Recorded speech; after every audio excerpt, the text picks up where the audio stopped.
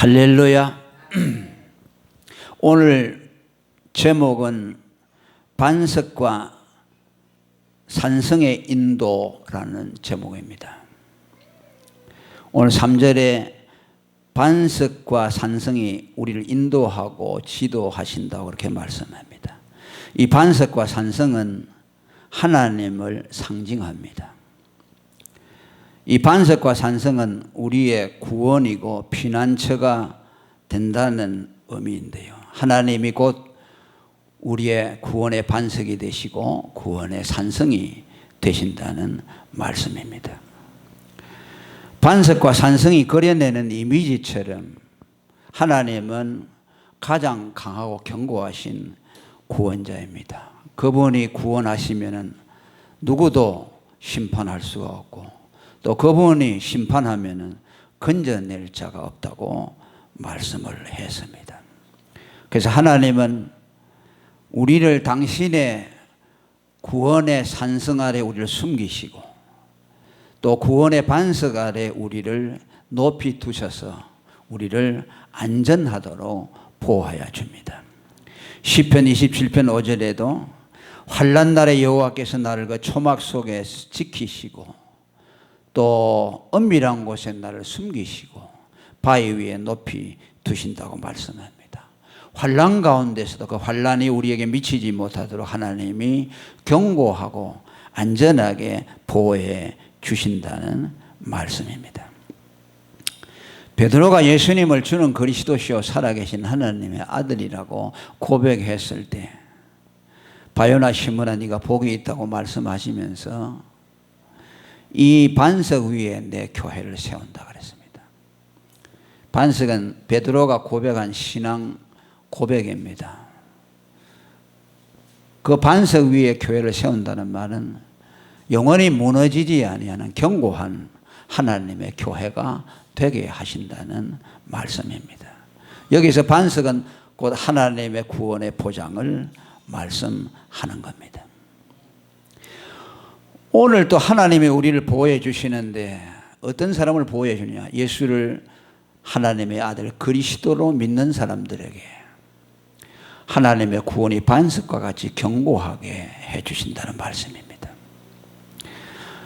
천국의 열쇠를 주시고 또 악한 자가 우리를 해치지 못하도록 하나님이 보호해 주신다는 말씀입니다.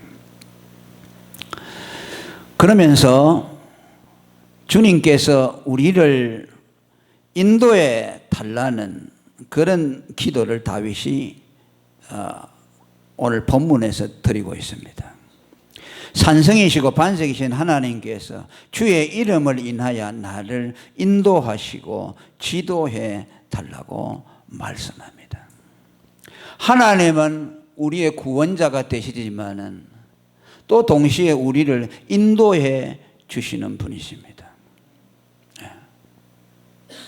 구원한다는 말과 인도한다는 말은 같은 말이기는 합니다만은 구원이라는 것은 단회적이라고 한다면 인도한다고는 지속적이라고 말할 수가 있죠. 하나님은 믿음으로 단번에 구원받은 성도들을 하나님의 나라에 들어갈 때까지 우리의 선한 목자가 되어 주셔서 우리의 걸음을 인도해 주신다는 말씀입니다.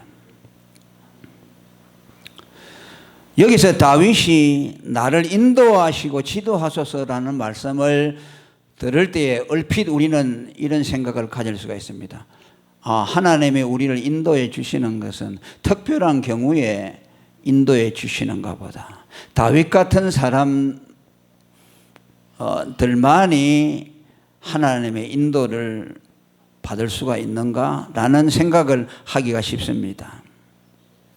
이것은 다윗에게만 해당되는 것이 아니고 예수를 믿는 모든 사람들은 그리스도가 그들의 목자가 되셔서 그들의 걸음을 인도해 줍니다. 여기서 다윗이 주의 이름을 인하여 나를 인도하고 지도해 달라는 말씀은 이 말씀이 의미하는 바를 우리가 좀 생각해 볼 필요가 있습니다.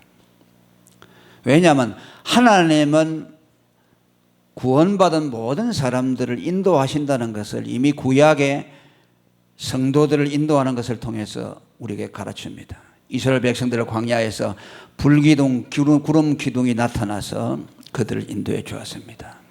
또 신약 시대는 우리에게 성령을 주어서 그 성령의 인도를 받도록 했다고 로마서 8장 14절에 말합니다. 하나님의 아들이 누구냐? 하나님의 영으로 인도함을 받는 사람들이라고 말합니다. 구약의 불기둥과 구름 기둥으로 인도했다는 것은 신약에 와서는 말씀과 성령으로 인도한다는 것을 예표했습니다. 그래서 여기서 다윗이 주의 이름을 인하여 나를 인도하고 지도해 달라는 말씀은 주님의 인도하는 대로, 주님이 우리를 인도하는 대로 그 인도를 잘 받게 하소서라는 뜻입니다. 이 말씀에 우리가 주의를 기울여야 합니다. 주님의 이름을 인하여 나를 인도하고 지도하소서라는 말씀, 그 앞에 주의 이름을 인하여라는 말씀을 주목해야 됩니다. 그냥 하나님 나를 인도하고 지도하소서라는 뜻이 아닙니다. 주님의 이름을 인하여 나를 인도하소서. 주님이 당신의 이름을 위해서 인도하시는 대로 우리가 잘 따라서 당신의 인도를 받게 해달라는 말씀입니다. 왜냐니까 많은 사람들이 하나님의 인도를 바란다고 기도하면서도 사실은 하나님의 인도를 받는 것이 아니고 자기가 목표를 세워놓고 하나님 내가 이렇게 하기를 원하니 내가 이 정해놓은 목표를 이룰 수 있도록 나를 인도해 주세요 라고 생각합니다. 그건 하나님의 인도를 받는 것이 아닙니다. 다시 말합니다. 자기가 원하는 목적을 세워놓고 이쪽으로 가겠다고 결정을 해놓고 하나님 이쪽으로 가려고 하니 이 가는 길을 잘 가도록 인도해 주시옵소서라는 거죠. 이것은 주님의 이름을 인해서 인도를 받는 것이라고 할 수 없습니다. 우리 예수 믿는 사람은요, 구원을 받았지만은 우리 안에 타락한 본성이 있어요. 그러니까 하나님의 뜻을 알면서도 고의로 그 뜻을 거스르기도 하고, 또 때로는 자기의 욕망을 하나님의 뜻으로 포장해서 그걸 가기를 계속 원하면서 하나님이 그 길을 끝까지 잘 갈 수 있도록 그 목적지에 도달하도록 도와주세요 라는 것을 하나님의 인도를 받는 것이라고 생각합니다. 그것이 아니라는 말씀이에요.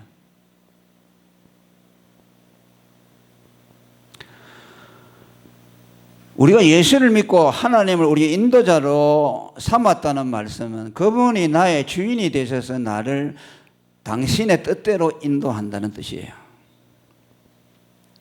하나님을 몰랐을 때는 누가 주인입니까? 내가 주인이 되었죠. 내가 인생의 주인이고 내가 모든 것을 계획하고 내 목적대로 살아가는 거죠. 그래서 그것을 베드로전서 2장 25절에는 양과 같이 길을 잃었다고 말합니다. 각기 제 갈 길을 따라갔다 그랬어요. 주님이 인도하는 걸음이 아니라 각기 자기가 원하는 길을 가면서, 그죠? 그래서 방황한다고 그러죠. 그것을 유리 방황하는 것이라고 그렇게 성경은 말씀합니다. 그러나 뭐라고 했습니까? 예수님이 우리를 위해 죽으심으로 그분이 나의 목자가 되심으로 영혼의 목자와 감독 되신 이에게로 돌아왔느니라. 이제는 예수님을 자기의 목자 인도자로 삼고 그분이 어디로 인도하든지 따라가는 것이 인도를 받는 것이에요. 내가 원해서 가는 것이 아니라 주님이 인도하는 대로 따라가는 것을 인도받는 것이라고 말씀하는 겁니다.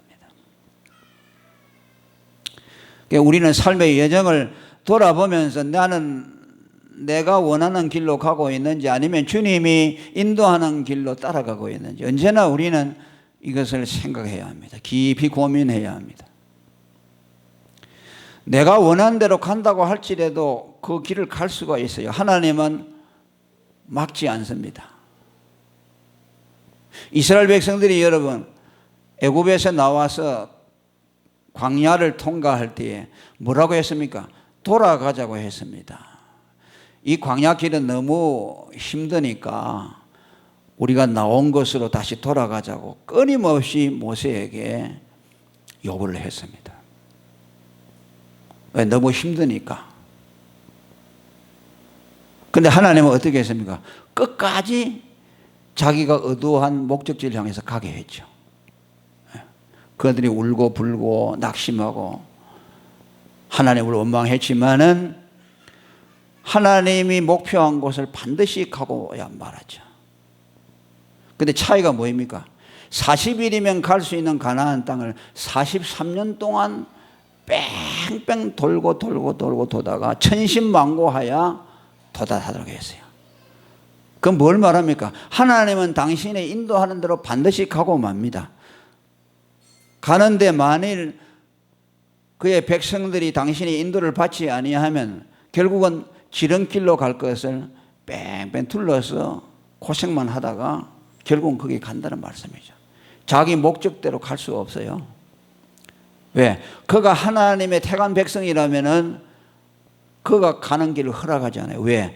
자기 욕망대로 가다가는 거기엔 파멸이 있기 때문에 하나님이 반드시 고쳐서 매를 때려서라도 그 길을 가도록 만들어요. 그게 하나님의 사랑이죠.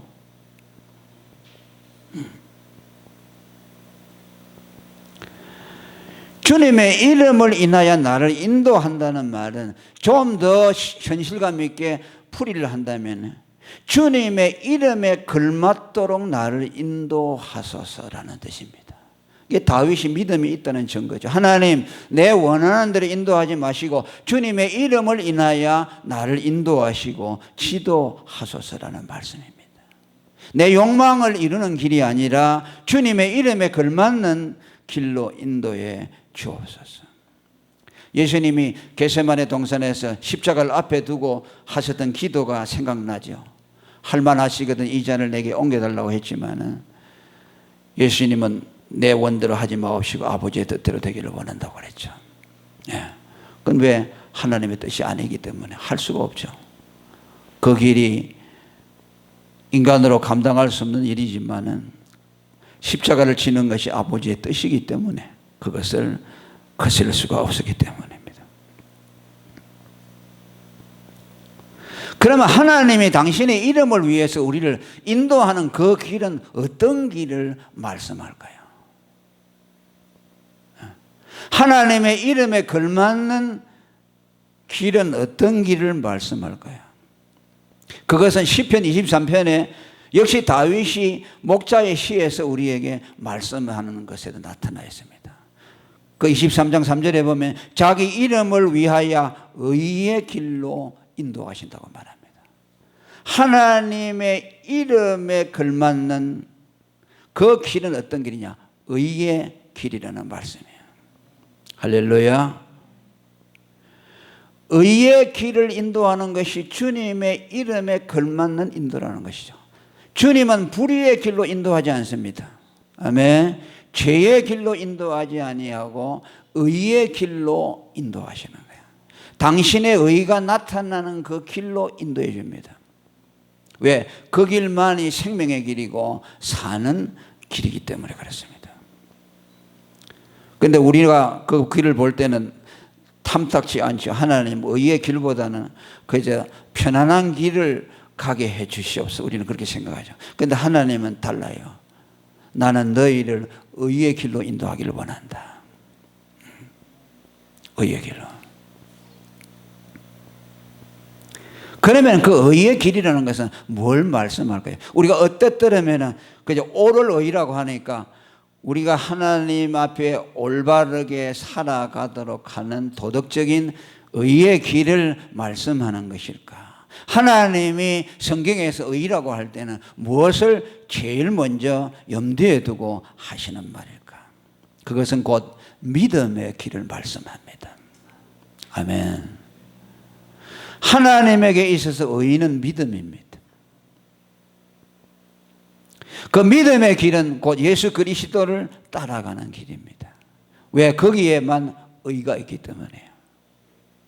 복음에는 하나님의 의가 나타나서 믿음으로 믿음에 이르게 한다. 성경에서 의인은 믿음을 말하고 그 믿음은 곧 그리스도를 따라가는 것을 말씀합니다. 계시록 14장 4절에 어린 양이 어디로 인도하든지 그 길을 따라가는 자라고 말합니다. 예수가 없는 곳에 의가 없어요. 할렐루야. 예수가 있는 곳에 의가 있고 믿음이 있는 곳에 의가 있어요.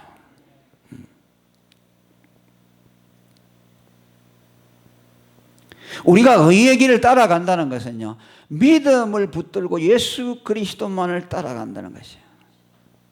하나님이 그의 백성을 인도할 때 어떻게 인도하시느냐? 그리스도만을 바라보고 가도록 인도하십니다. 여러분, 오늘 유대인들은 의를 뭐로 봅니까? 율법의 의를 보고서 율법을 지키는 길을 계속 따라 나가는 것이 하나님의 의의 인도를 받는 것이라고 생각하죠. 지금도 그들은 율법을 가지고서 지켜나가는 것이 의의 길을 인도받는 것이라고 하죠. 그러나 우리 예수 믿는 사람들은 예수 그리스도를 믿는 믿음의 길을 따라가는 것을 의의 길이라고 믿습니다. 왜? 믿음 외에는 의가 없어요. 아무리 그 사람이 완벽하고 완전하고 그의 행실이 올바르다고 하더라도 믿음을 갖지 않는 사람은 의의 길을 가는 자라고 할 수 없어요. 오늘 우리 예수 믿는 사람이 의의 길을 가고 있어요. 그 길은 거룩한 길이라 깨끗이 못한 자는 가지 못한다고 했습니다. 그건 뭘 말합니까? 믿음의 길을 가는 사람들을 말씀합니다. 예수 그리스도를 자기의 구주로 믿고 그 믿음에 자기의 목숨을 걸고 가는 사람들, 그 사람들이 의의 길을 가는 사람들입니다. 오늘 저와 여러분은 이 믿음의 길을 걸어가시기를 바랍니다. 하나님이 우리에게 제시해 주는 그 의의 길은 믿음의 길입니다. 그 길로 우리를 인도해 주고 있어요.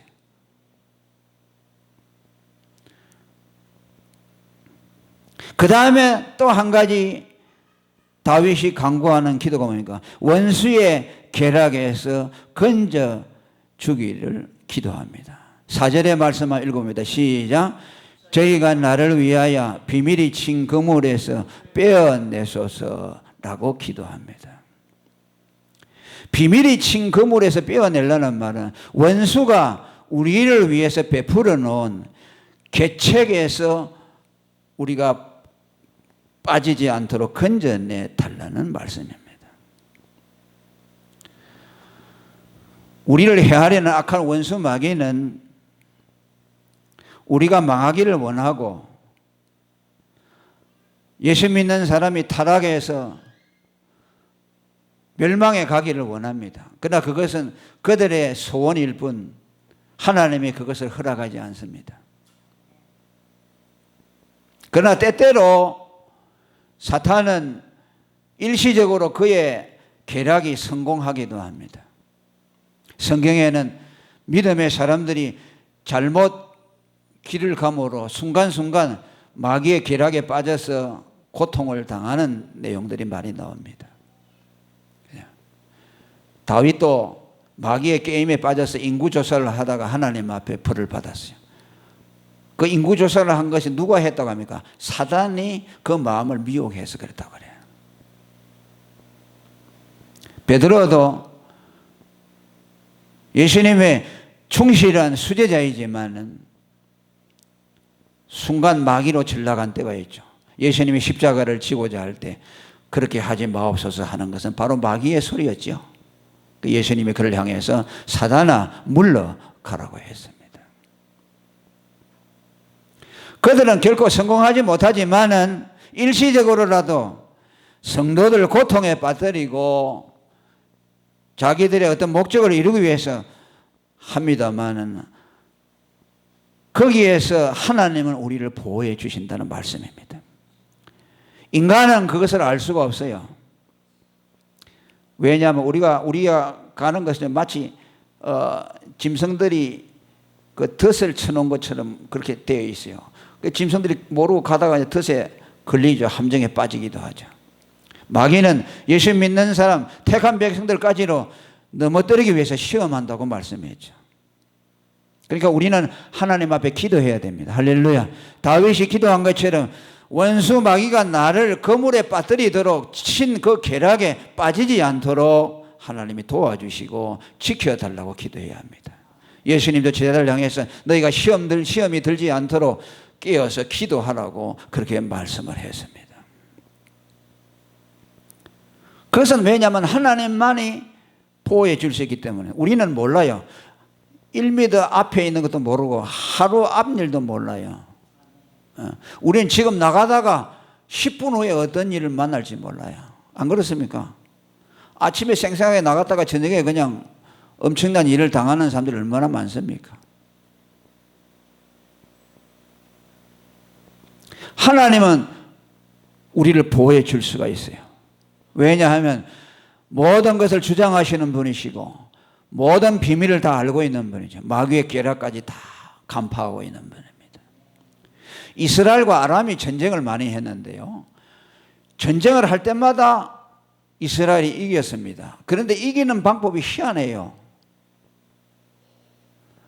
아람 군대가 공격을 하려고 딱 계략을 세워놓고 동쪽에서 이제 쳐들어오겠다고 거기서 진을 치고 기다리고 있습니다. 그런데 희한하게 그것을 알고 미리 이스라엘이 거기 가서 그들을 격파하는 겁니다. 그러니까 아람 왕이 기가 차나요. 거의 한 번, 두 번이 아니에요.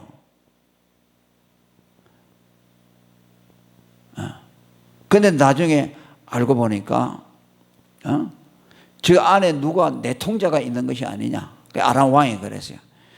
분명히 우리 이 아군 중에서 적군이 와가지고서 우리 하는 전략을 다 해서 그들에게 가서 고해 바치기 때문에 알고 그러는 거 아니냐. 그러니까 뭐라고 합니까? 그 이스라엘에는 하나님의 사람 엘리사라는 분이 있는데요, 그분은 왕이 침실에서 얘기하는 것까지 다 알고 있다 그러죠.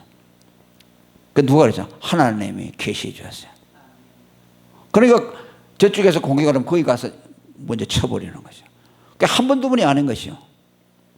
그러니까 적이 공격에 올 것을 하나님은 다 알죠.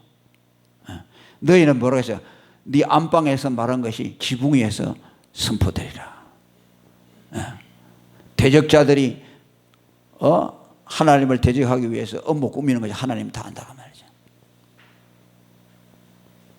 그러니까 하나님의 원수 마귀가 그의 백성들을 해하려고 할 때 그걸 모르겠습니까? 다 막아주죠. 안 그렇습니까? 아멘. 오늘 하나님 다 막아주신 거예요. 우리가 살아가는 게 기적이요, 기적. 하나님이 안 막아주면 우리가 지금 이렇게 못 살아요.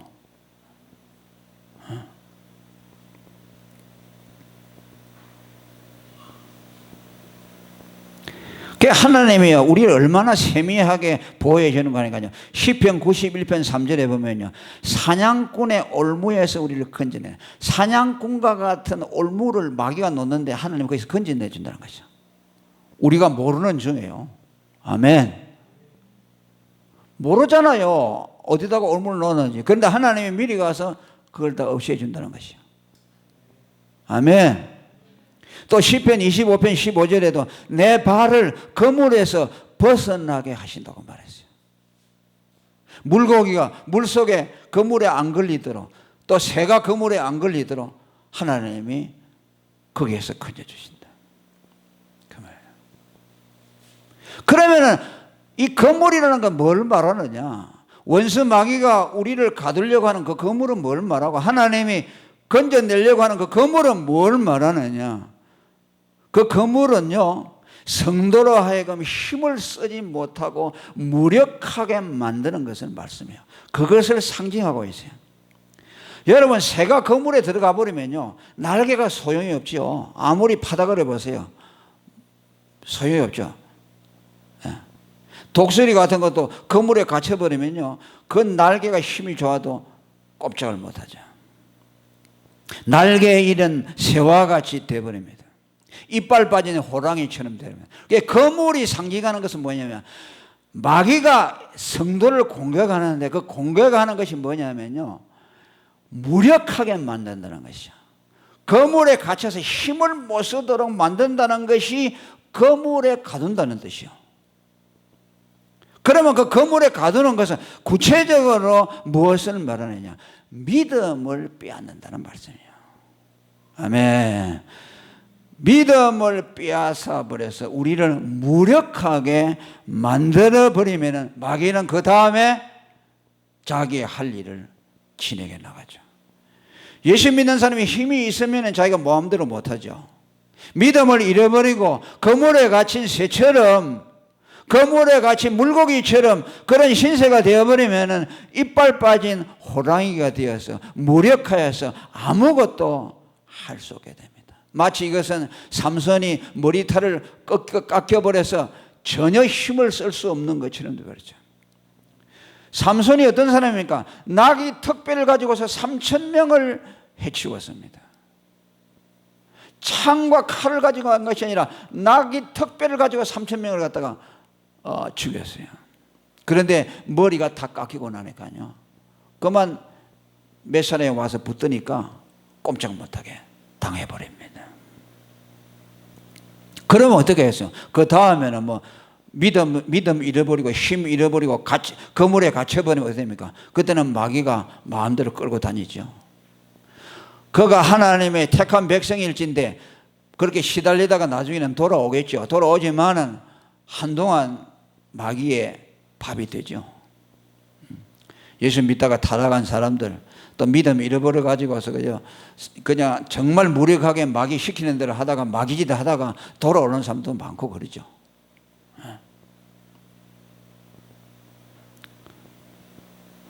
그러니까 하나님은 우리가 믿음을 잃지 않도록 하는 것이 하나님이 우리를 도우시는 방법이에요. 예수님이 자신이 이제 잡혀서 십자가에 달리기 전에 자기에게도 그것이 시험이지만 제자들에게도 그것이 엄청난 시험인 것을 알았죠. 왜? 자기가 붙잡혀 가버리면 자기 제자들은 오합지졸이 될 거 아닙니까?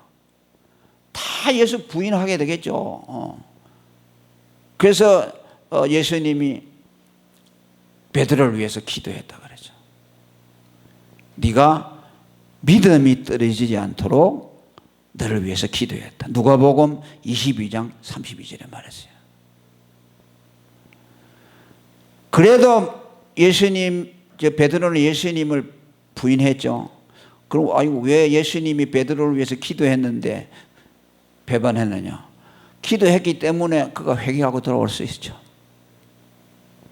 일시적으로 두려움 때문에 예수님 부인했지만은 곧 회개했죠. 그리고 그가 그 예수님을 부인한 그것 때문에 평생의 멍해가 되어서 나중에는 거꾸로 십자가에 달려서 죽었죠. 그가 실수한 것이 전화위복이 되도록 만들었죠. 더 주님을 사랑하고 더 주님 앞에 헌신하도록 만들었죠. 여기 보니까 예수님이 베드로를 위해서 믿음이 떨어지지 않기를 기도했다는 말에 주목해야 됩니다.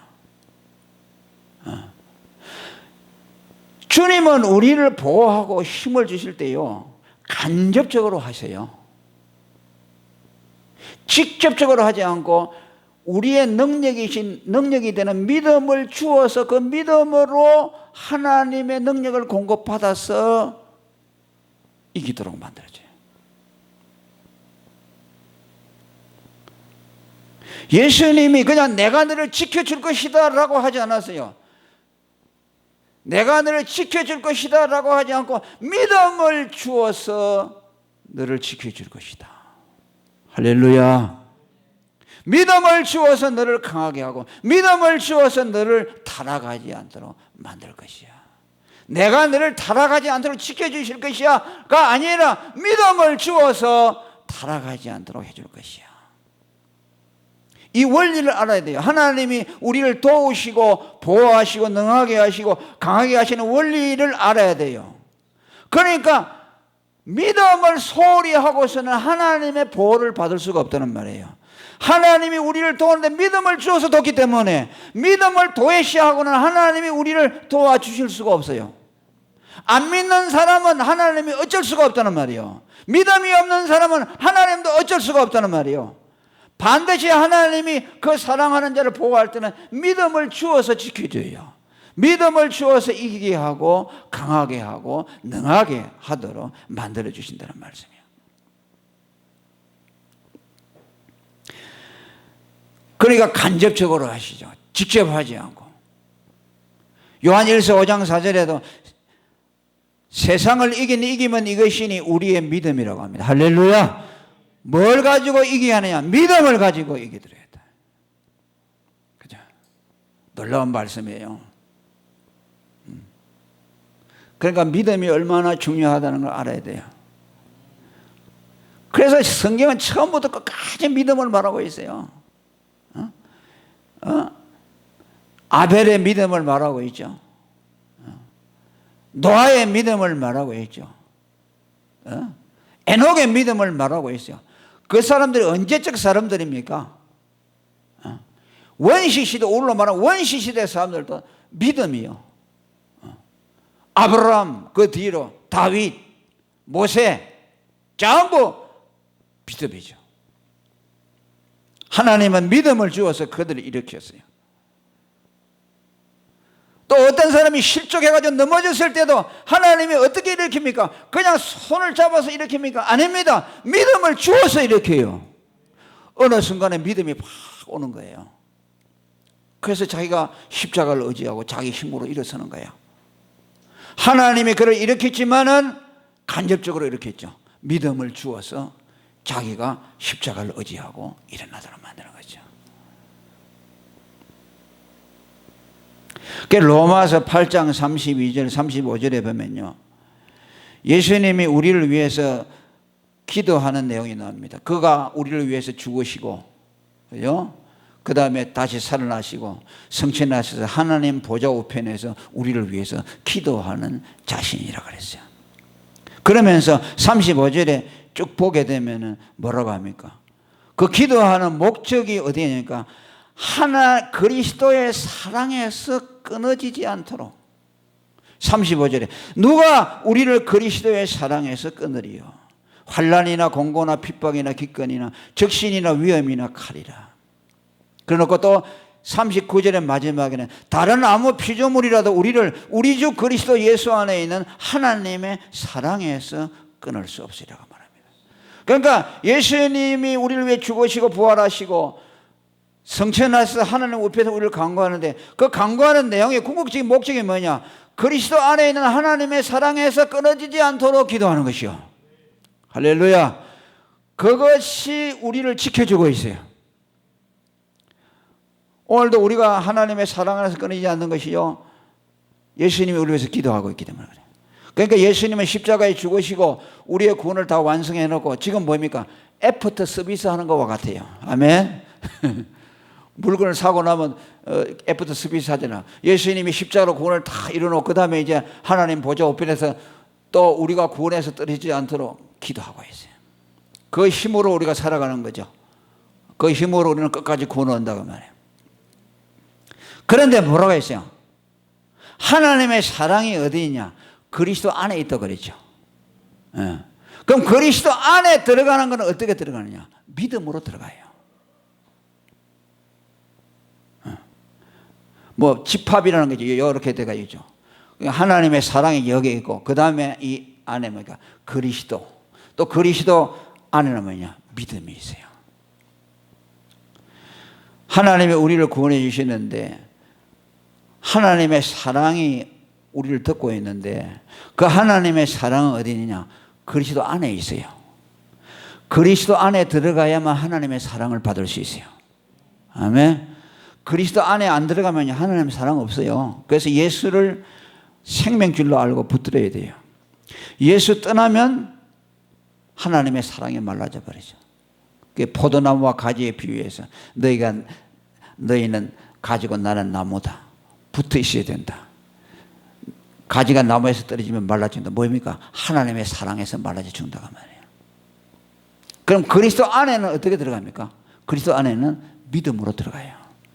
아멘.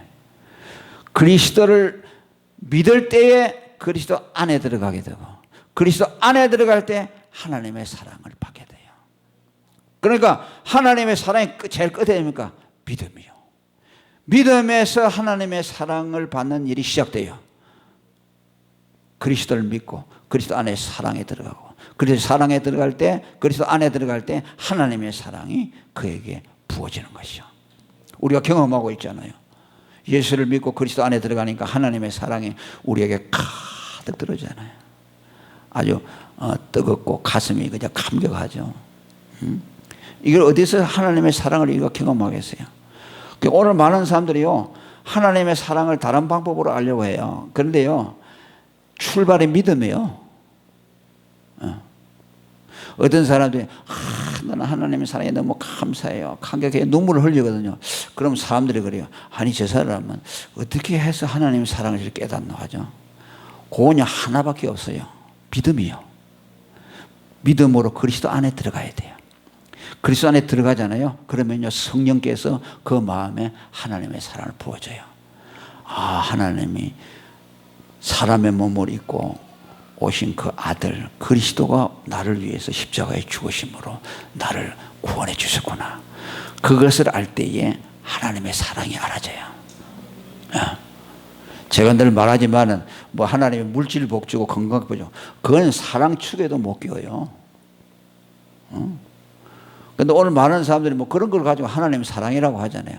그 하나님 사랑, 그렇다면요, 세상 사람들도 다 받고 있잖아요. 우리보다 더 많이 받죠. 우리보다 더 잘 사는 사람이 얼마나 많고, 더 권세 있는 사람 많고, 우리보다 돈 많은 사람 얼마나 많고, 더 건강한 사람 많은데, 그거 가지고 따진다면요, 우리는 하나님 사랑 못 받은 거죠. 그걸 깨버려야 돼요. 자, 따라합니다. 하나님의 사랑은 그리스도 안에만 있고, 그리스도 안에 들어가는 것은 믿음만으로 들어간다. 아멘. 믿음이 없으면 그리스도를 못 만나요. 그렇게 해서 하나님이 우리를 보호하는데, 그 거물의 원수의 거물이라는 것이 뭐냐? 우리 믿음을 뺏어가려고 한다. 그러니까요, 이 믿음을 지키려고 애를 써야 됩니다. 마귀가 뭘 뺏어가려고 하느냐? 뭐 우리 돈 뺏어가려고 합니까? 우리 건강 뺏어가려고 아닙니다. 믿음 뺏어가려고 해요. 아멘. 믿음 안 뺏기면요, 그 사람은 이긴 사람이에요. 할렐루야. 이긴 자예요. 이긴 자는 어떤 사람이냐? 믿음을 지킨 자예요. 할렐루야. 성경이 계시록에 그런 게 있잖아요. 이긴 자라는 사람은 뭐냐? 믿음을 지킨 자라고 말해요. 그리스도를 믿는 믿음을 지킨 자가 이긴 자. 그 이긴 자에게 흰 돌을 줄 텐다. 할렐루야. 만나를 준다고 말씀했습니다. 그래서 오늘 이 시편도 오늘 우리에게 그리스도 안에 있는 하나님의 사랑, 거룩한 복음을 말씀해 주고 있고, 반석과 산성이 그려내는 이 이미지는 하나님은 우리의 견고한 피난처와 구원이 되신다는 것이고, 이 견고한 사랑과 구원은 바로 우리가 예수를 주로 고백하는 반석 같은 신앙의 고백 위에서 하나님의 그 견고한 사랑이 우리 위에 세워진다는 것을 우리에게 말씀해 주었습니다.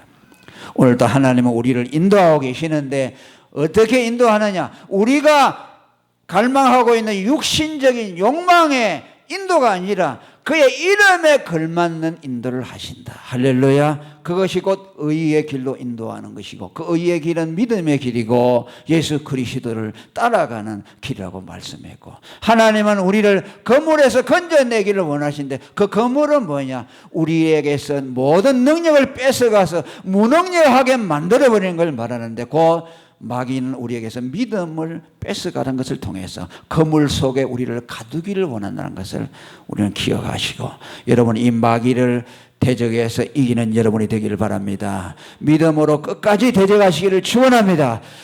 통성으로 기도하겠습니다. 그러한